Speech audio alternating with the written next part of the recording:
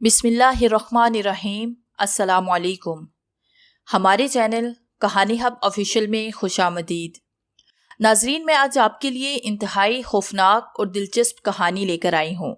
लेकिन कहानी शुरू करने से पहले आपसे गुजारिश है कि अगर आपने हमारा चैनल सब्सक्राइब नहीं किया तो आप हमारे इस चैनल को सब्सक्राइब कर लीजिए और बेल आइकन को भी प्रेस कर लें ताकि हर नई आने वाली वीडियो बआसानी आप तक पहुँच सके।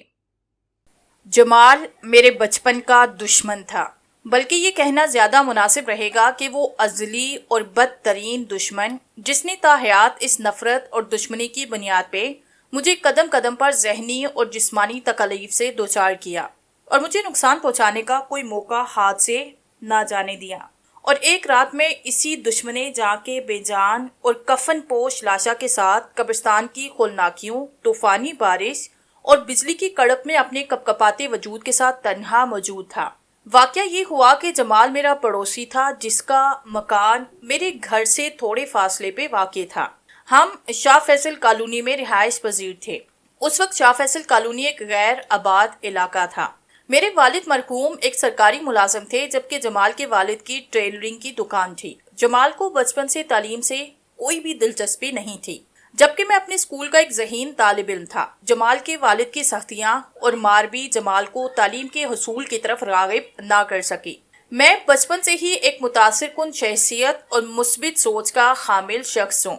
मैंने बचपन से ही जमाल की आंखों में अपने लिए बेपनाह नफरत के जज्बात देखे थे। वो खेल ही खेल में मुझे कोई ना कोई जिस्मानी अजियत या अपने किसी भी कोलो फेल से नुकसान पहुँचा के अपनी नफरत के जज्बा को तस्कीन दिया करता था और मैं हर कदम पे सब्र, तहम्मुल और बर्दाश्त का मुजाहिरा किया करता था। गर्ज ये कि मुझे नुकसान पहुंचाना ही जमाल का मकसद हयात बन के रह गया था। वक्त जान में मंजिल सुब्क रफ्तारी से महवे परवाज रहा और हमने लड़कपन से जवानी की सरहदों पे कदम रख दिए। मुझे एक मालियाती इदारे में ऑफिसर की मुलाजमत मिली, जबकि जमाल ने एक गवर्नमेंट फैक्ट्री में मुलाजमत इख्तियार कर ली। जमाल की मेरी जात से नफरत उसके साथ ही जवान और पुख्ता हो चुकी थी। शाम को गवर्नमेंट फैक्ट्री से वापस आने के बाद जमाल अपना वक्त इलाके के चंद ओबाश और आवारा लड़कों के साथ गुजारा करता। शराब नोशी और जवा इसकी जिंदगी के मामूलात बन चुके थे। हमारे पड़ोस में सलीम साहिब भी किराए पे रिहाइश पजीर थे। 5 वक्ता नमाजी और शरीफ इंसान थे। इलाके के एक सरकारी स्कूल में टीचर थे। हमारे घराने से उनके दरीना ताल्लुकात थे। नसरीन उनकी इकलौती बेटी थी। सलीम साहिब की शरीके हयात चंद साल कबल आर्ज़े कल्ब में मुब्तला होके दारे फानी से कूच फरमा चुकी थी। लिहाजा सलीम साहिब की तमाम शफकत, मेहनत और जिंदगी नसरीन के लिए वक्फ होके रह गई थी। नसरीन हुस्नो जमाल के साथ साथ फितरी शर्मो हया का मुकम्मल पैकर थी। सलीम साहिब सुबह जब स्कूल जाते तो वो नसरीन को हमारे घर छोड़ जाते और दोपहर को वापसी पे अपने साथ ले जाया करते। मेरे वालिद ने कभी नसरीन को अजनबियत या तन्हाई का एहसास ना होने दिया और उसके साथ हकीकी माँ का बर्ताव किया। नसरीन हमारे घर को अपनी ज़ात के लिए वक्ती जाए पनाह और महफूज तस्वर करती थी। घर के कामकाज में मेरी वालदा का हाथ बटाया करती। गर्ज कि वो हमारे ही घर का एक फिर्द बन कर रह गई थी। अपने हुस्ने सलूक और नेक फितरत से घर वालों के दिल में एक महसूस मुकाम हासिल कर चुकी थी और वो मुकाम एक बहू का था, जिसका इजहार एक दिन वालिदा ने मुझसे कर ही दिया। एक शाम जब मैं बैंक से घर आया तो अम्मी मेरे लिए चाय बना के लाई और निहायत ही शफकत और संजीदगी से गोया हुई, नासिर बेटा, हर माँ की दिली आरज़ू होती है कि वो अपने बेटे के सर पे शादी का सेहरा सजा हुआ देखे। तुम अब जवान हो चुके हो, रोजगार भी कर रहे हो। मैं चाहती हूँ कि इसी साल तुम्हें दुल्हा बना हुआ देखो। तुम्हारी शरीके हयात के लिए मैंने नसरीन का इंतखाब किया है। बच्ची हमारी देखी वाली है, नेक सीरत और खूबसूरत भी है। बोलो तुम्हें मेरे इंतखाब पे कोई एतराज तो नहीं? मैंने एक सादतमंद बेटे के तौर पे अपनी वालदा के फैसले की तौसीक करते हुए तस्लीम सरहम किया, जिसमें वालदा ने मेरे सर पे दस्ते शफकत फेरते हुए अपनी बेशुमार दुआओं से नवाजा। तीसरे दिन इतवार था। उस शाम सलीम साहिब के घर वालदा गई, अपनी आमद का मकसद बयान किया। सलीम साहिब ने मामूली पसोपेश के बाद अपनी रजामंदी का इजहार कर दिया और यूं अगस्त की 24 तारीख मेरी और नसरीन की मंगनी के लिए मुंतहिब कर ली गई और दोनों घराने मंगनी की तैयारियों में मसरूफ हो गए। जमाल अपनी ओबाश तबीयत और नसरीन की حسن کی بنیاد پہ عرض دراز سے نسرین پہ نظر بد جمائے بیٹھا تھا۔ چند ماہ قبل اس نے اپنی ماں کو نسرین کا رشتہ مانگنے سلیم صاحب کے گھر بھیجا تھا، لیکن سلیم صاحب نے جمال کی گندی شہرت اور غلط کرتوت کی بنا پہ اس رشتے سے صاف انکار کر دیا تھا۔ رشتے سے انکار کا وہ زخم جمال کے لیے ایک ناسور بن چکا تھا۔ اپنی ناکامی پہ جہاں وہ غصے سے پیچ و تاب کھا رہا تھا، وہیں نسرین کا میرے گھر دن کے اوقات میں رہنا اس کے لیے سخت ناگوار بنا ہوا تھا۔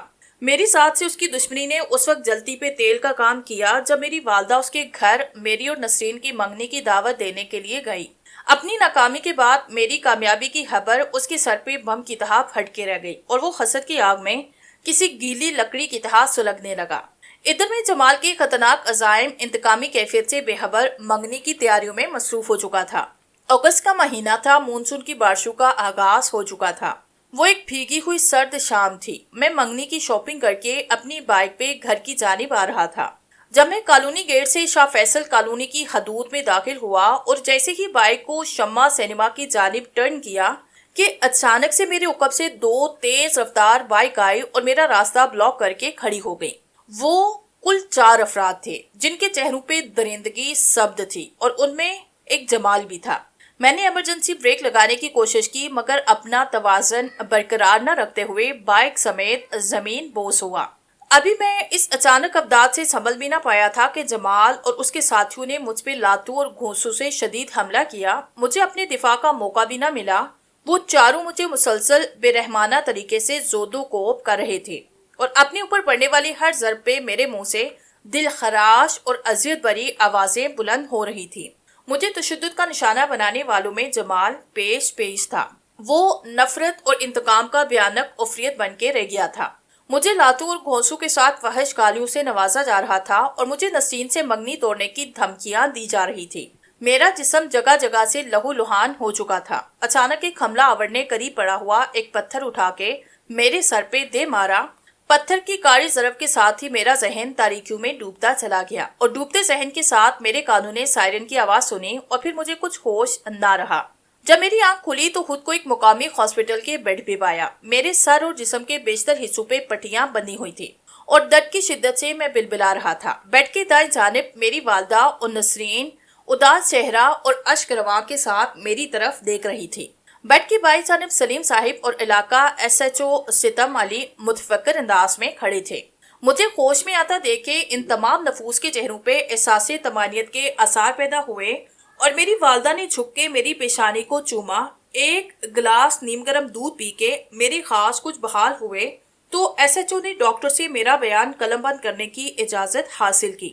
جب میرا بیان مکمل ہو چکا تو ایس ایچ او نے مجھے بتایا جمال اور اس کے حملہ آور ساتھیوں کے گھروں پہ چھاپا مار کے گرفتار کیا جا چکا ہے اور وہ تمام اب حوالات میں بند ہیں اور ان پہ اقتدام قتل کا مقدمہ درج کیا جا چکا ہے۔ میں کچھ دن ہاسپٹل میں زیر علاج رہ کے گھر شفٹ ہوا اور میرے زخم رفتہ رفتہ بھرنے لگے۔ جمال کی والدہ کئی مرتبہ ہمارے گھر آ کے اپنے بیٹے کی اس گھٹیا حرکت پہ ندامت کا اظہار کر چکی تھی اور ہم سے مقدمہ ختم کرنے اور راضی نامہ کی درخواست بھی کر چکی تھی۔ میری حالت کے پیش نظر اگست کی 24 تاریخ کو ایک سادہ سی تقریب میں نسرین سے میری منگنی کی رسم ادا کر دی گئی، لیکن اگلی ہی صبح یہ افسوسناک خبر ملی کہ جمال نے اپنی ناکامی اور ذلت کے احساس کے تحت تھانے کے لاک اپ میں خودکشی کر لی تھی۔ کچھ رسمی اور قانونی کارروائی کے بعد جمال کی لاش کو اس کے لواحقین کے حوالے کر دیا گیا۔ جمال کے ورثاء روتے ہوئے میت کو اپنے گھر لے آئے اور اہل محلہ کی مدد سے اس کی تدفین کی تیاری میں مصروف ہو گئے۔ اس دن صبح سے سیاہ گٹاؤں نے آسمان پہ اپنا تسلط قائم کیا ہوا تھا۔ موسلا دھار بارش نے شدت اختیار کر لی تھی۔ بجلی کی خاموشی اپنے عروج پہ تھی۔ گلی محلے نکاسی آب کے ناقص انتظامات کی وجہ سے ندی نالوں کا منظر پیش کر رہے تھے۔ ان حالات میں جمال کی نمازی جنازہ اور تدفین ایک مسئلہ بن کے رہ گئی تھی۔ ایک نئی پریشانی یہ پیدا ہو گئی کہ خودکشی جیسی حرام موت کی وجہ سے علاقے کی مسجد کے امام صاحب نے جمال کی نمازی جنازہ پڑھانے سے انکار کر دیا تھا، لہٰذا بھاگ توڑ کے بعد کسی دور کی مسجد سے ایک مولوی صاحب کو بمشکل نمازی جنازے کی ادائیگی کے لیے لایا گیا۔ اس تمام بھاگ دوڑ میں مغرب کا وقت ہوا۔ بارش کی معمولی وقفے میں جمال کی نمازی جنازہ ادا کی گئی اور فوری طور پہ جنازہ عظیم پورہ قبرستان کی جانب روانہ ہوا۔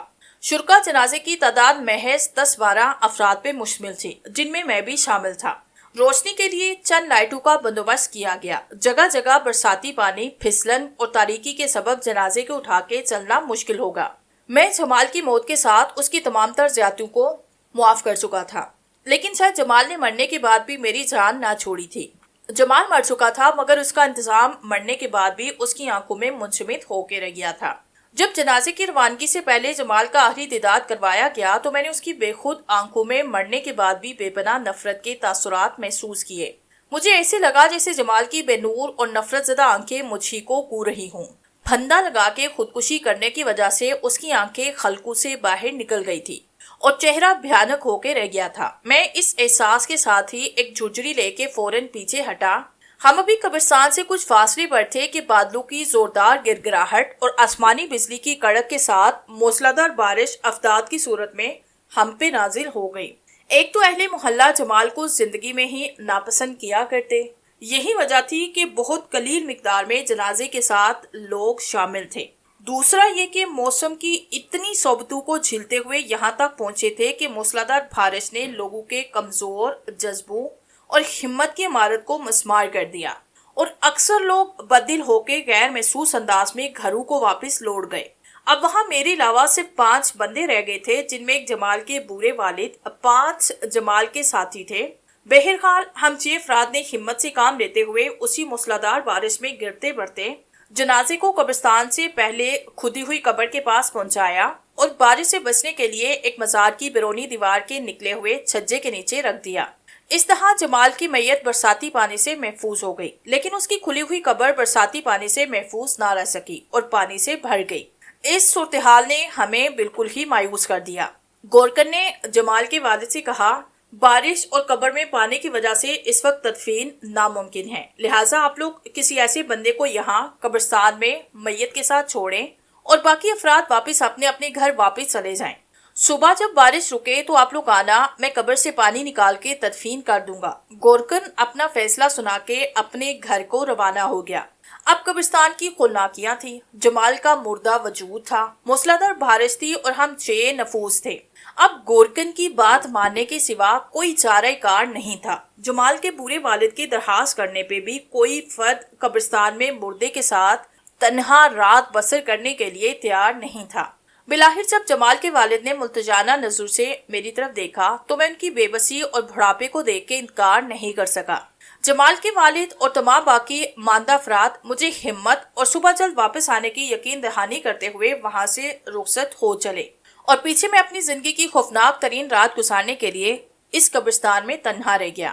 صورتحال اس قدر خوفناک تھی کہ بڑے بڑے سور ماؤں کا پتہ پانی ہو جائے۔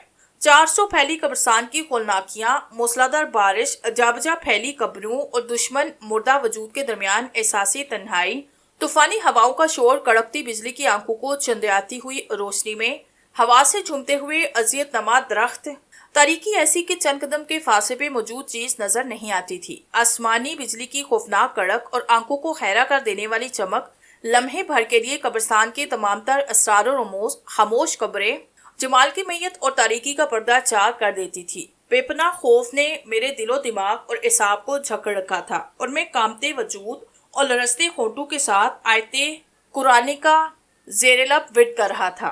میں میت سے صرف چند قدم کے فاصلے پہ مزار کی دیوار کے ساتھ خوف کے لباتے میں لپٹا اپنے وجود کے ساتھ بیٹھا تھا، اور بارش کے شور میں اپنے دھڑکتے دل کی بے ترتیب دھڑکن سن رہا تھا۔ اسی خوف کی حالت میں بیٹھے بیٹھے نہ جانے کتنا وقت گزرا، رات کے نہ جانے کس پہر مجھ پہ غنودگی کی کیفیت طاری ہو گئی۔ ابھی اس کیفیت کو چند منٹ ہی گزرے ہوں گے کہ کسی انجانی آواز سے میری یہ کیفیت ٹوٹ گئی اور میں اچھل کے چوکنے ہو کے بیٹھ گیا اور پھٹی پھٹی آنکھوں سے تاریکی میں کچھ دیکھنے اور سننے کی کوشش کرنے لگا۔ کچھ دیر کے بعد ہی وہ آواز پھر میری سماعت سے ٹکرائی۔ وہ کسی درندے کی گراہٹ سے مشابہ آواز تھی۔ اچانک بجلی اپنی پوری قوت کے ساتھ کڑکی تو مجھے جمال کے کفن کے بلائی حصے میں خفیف سی حرکت کا احساس ہوا، لیکن یہ خفیف سی جنبش میرے پورے وجود کو لرزا گئی۔ کچھ دیر کے بعد بجلی کی کڑک میں جو خولناک منظر میری آنکھوں نے دیکھا تو لہو میری شریانوں میں منجمد ہو کے رہ گیا۔ زمین نے میرے قدم جیسے پکڑ لیے، دل اچھل کے خلق میں آیا اور شدت خوف سے میرے جسم کے سارے رونگٹے کھڑے ہو گئے۔ میرے سامنے چند قدم کے فاصلے پہ جمال کا کفن پوش وجود اپنی بے نور اور قہر آلود انگارہ جیسی دہکتی آنکھوں کے ساتھ کفن سمیت کھڑا تھا۔ اس کے منہ سے کسی بیڑیے سے مشابہ گراہٹ نما آواز نکل رہی تھی اور خودکشی جیسی حرام موت اور انتقام کا جذبہ اسے ایک عفریت کی صورت میں میرے سامنے لے آیا تھا۔ جمال مر چکا تھا مگر اس کی نفرت اور انتقام اس کے مردہ وجود کی صورت میں موجود تھا۔ موت مجھ سے چند قدم کے فاصلے پہ کھڑی تھی اور دہشت کی زیادتی سے میرے منہ سے بے ہنگم آوازیں نکل رہی تھی۔ جسم ایسے لرز رہا تھا جیسے مجھ پہ سرد رات میں برف کا یخ پانی ڈال دیا گیا ہو۔ مجھے اپنی سانسیں رکتی ہوئی محسوس ہو رہی تھی، نبض ڈوبتی جا رہی تھی۔ جمال اگرچہ ایک لاش تھا تو میں بھی خوف سے زندہ لاش ہی بن چکا تھا۔ ذہن خوف سے اس قدر معاف ہو چکا تھا کہ بھاگ کے جان بچانے کا خیال تک نہیں آ رہا تھا۔ جمال کا پورا وجود سوائے چہرے کے پوری طرح کفن میں لپٹا ہوا تھا اور وہ مسلسل میری جانب نفرت انگیز انگارہ برساتی نگاہوں سے گھورتے ہوئے گراہٹ نما آوازیں نکال رہا تھا۔ پھر اس کے مردہ جسم میں حرکت پیدا ہوئی۔ اس نے لڑکھڑاتے ہوئے عجیب بے ہنگم انداز سے میری طرف بڑھنا شروع کیا اور مجھے لگا کہ میری روح قفس عنصری سے پرواز کرنے والی ہے۔ اچانک سے میں نے اپنے ہاتھ کو جمع کیا اور پوری قوت سے ایک جانب دوڑ لگائی۔ شدید تاریکی کے باعث محض ایک اندازے کی بنیاد پہ میں بارش اور جا بجا پھیلی بے شمار قبروں کی رکاوٹوں کو عبور کرتا ہوا قبرستان کے خارجی دروازے کی جانب بھاگتا جا رہا تھا۔ جمال نے اپنے دونوں ہاتھ کفن سے باہر نکالے اور وہ اپنے وجود کو عجیب پھونٹے اور میکانیکی انداز میں حرکت دیتا ہوا میری جانب بڑھ رہا تھا۔ موت کو اس قدر قریب دیکھے میرے معطل شدہ حواس کافی حد تک بحال ہو چکے تھے اور میں اپنی زندگی بچانے کے لیے گرتا پڑتا ٹھوکریں کھاتا ہوا قبرستان کے خارجی دروازے کی جانب بھاگتا چلا جا رہا تھا کہ اچانک کسی چیز سے ٹھوکر کھا کے ایک قبر کے اوپر اوندے منہ ایسے گرا کہ میرا سر قبر کے کتبے سے جا ٹکرایا۔ میرا سر پھٹ چکا تھا۔ خون بہ بہ کے برساتی پانی کے ساتھ میرے چہرے کو بھگو رہا تھا۔ سر کی شدید چوٹ کی وجہ سے مجھے چکر آ رہے تھے اور میں فوری طور پہ اٹھنے کی قابل نہیں رہا تھا۔ اس اثنا میں جمال میرے بالکل قریب پہنچ چکا تھا۔ ابھی میں اپنی جسمانی طاقت اور خاص کو جمع کر کے اٹھنے کی کوشش ہی کر رہا تھا کہ جمال نے مجھے دبوچا اور بھیانک آواز کے ساتھ میرے بائیں بازو کو اپنے لمبے دانتوں سے کسی درندے کے تحت جھنجھوڑنے لگا۔ میرے خلق سے کسی ذبح ہوتے ہوئے بکرے سے مشابہ فلک شگاف اور دردناک چیخ خارج ہوئی اور ایک زوردار جھٹکے سے میں جمال کی گرفت سے نکل کر پھر دوڑنے لگا۔ جمال کا مردہ وجود مسلسل میرے تعاقب میں تھا۔ اب میں اس جگہ پہنچا جہاں بائیں جانب قبرستان کا خارجی دروازہ اور دائیں جانب قبرستان کی مسجد تھی۔ نہ جانے کیا سوچ کے میں نے خارجی دروازے کی جانب بھاگنے کے بجائے مسجد کی طرف دوڑ لگائی۔ میرے بائیں بازو میں جمال کے دانت گاڑنے کی وجہ سے شدید تکلیف ہو رہی تھی۔ ایسے لگتا تھا جیسے ایک جان لیوا زہر اس کے دانتوں سے میرے بازو میں منتقل ہو چکا ہو۔ میں مسجد کی باؤنڈری وال کے پاس پہنچ چکا تھا جو بمشکل 5-6 فٹ بلند تھی۔ مسجد کو اپنے لیے بہترین جائے پناہ تصور کرتے ہوئے میں نے اللہ کے مقدس گھر میں پناہ لینے کا فیصلہ کر لیا تھا۔ میں نے اچھل کے مسجد کی دیوار پہ اپنے ہاتھ جمائے، بازو کو پوری قوت سے دیوار پہ چڑھا، لیکن اپنے زخمی بازو سے اپنے سر سے بہتے ہوئے خون کی وجہ سے شدت تکلیف سے تڑپ کے رہ گیا۔ میں دیوار پہ بیٹھا خامپ رہا تھا۔ جمال کا مردہ وجود سراپا انتقام بنا نیچے دیوار تک پہنچ چکا تھا۔ جیسے ہی جمال نے میری جانب ہاتھ بڑھائے، میں نے مسجد کے احاطے میں چھلانگ لگائی اور اپنے وجود کو گھسیٹتا ہوا مسجد کے ایک ستون سے ٹیک لگا کے بیٹھ گیا۔ جمال چونکہ ایک مردہ وجود تھا، اس کے پاس صرف ایک انتقام کا جذبہ تھا، لیکن وہ زندہ اجسام کی طرح پھرتی سے حرکت کرنے سے قاصر تھا۔ وہ مسلسل مسجد کی دیوار پہ ہاتھ رکھ کے چڑھنے کی ناکام کوشش کر رہا تھا اور اپنے منہ سے درندہ نما گراہٹ میں خارج کر رہا تھا۔ ایک مرتبہ وہ اپنی کوشش میں کامیاب ہوا، اپنے کفن پوش مردہ وجود کے ساتھ دیوار پہ چڑھا۔ پھر نہ جانے کیا ہوا، جیسے ہی اس نے اپنے وجود کو مسجد کے اندر گرانے کی کوشش کی، ایسے لگا جیسے کسی نادیدہ قوت نے اس کے وجود کو اٹھا کے مسجد سے باہر پھینک دیا ہو۔ وہ دب کی ایک زوردار آواز کے ساتھ زمین پہ گرا۔ پھر ایسے ہوا کہ مسجد سے باہر ہی اس کی درندے نما بھیانک گراہٹیں سنائی دیتی رہی اور وہ مسلسل دیوار پہ چڑھنے کی اپنی کوششوں میں مصروف رہا، لیکن ہر دفعہ کوئی اندیکھی غیبی قوت اس کے وجود کو اٹھا کے پھینک دیتی۔ میں نہ جانے کتنی دیر تک اپنی پھٹی پھٹی آنکھوں سے خیر و شر کے اس ٹکراؤ کا منظر دیکھتا رہا اور اس غیبی مدد سے اسی زخمی وجود سے خدائے بزرگوں برتر کے حضور سجدہ ریز ہو گیا۔ نہ جانے کتنی دیر اسی کیفیت میں گزری۔ مسلسل خون بہ جانے، زخموں کی تکلیف کی شدت سے میرا ذہن تاریکیوں میں ڈوبتا چلا گیا۔ نہ جانے کتنی دیر کے بعد مجھے ہوش آیا۔ फिर खुद को इस मुकामी हॉस्पिटल में पट्टियों में लिपटा हुआ पाया। मैं शदीद बुखार में चल रहा था। जिस्म के मुख्तलिफ हिस्से बशमूल सर और बाजू पे पट्टियां बंधी हुई थी। मेरी वालदा मेरी पेशानी पे आंखों में अश्क लिए अपनी पानी से भीगी पट्टियां रख रही थी। नसरीन का रो रो के बुरा हाल था। डॉक्टर्स ने मुझे बात करने से मना कर रखा था। 15 दिन के इलाज के बाद जब मैं घर में शिफ्ट हुआ तो मुझे वालदा ने बताया, जब सुबह 7 बजे बारिश में कमी आई तो कुछ अहले मोहल्ला जमाल की तदफीन के लिए कब्रिस्तान पहुंचे। वहां पहुंच के उन लोगों ने ये नाकाबिले यकीन और खुलनाक मंजर देखा कि जमाल का मुर्दा वजूद मस्जिद की बैरूनी दीवार के करीब पड़ा था और मैं इंतहाई जख्मी हालत में मस्जिद के अंदर बेहोश पड़ा था।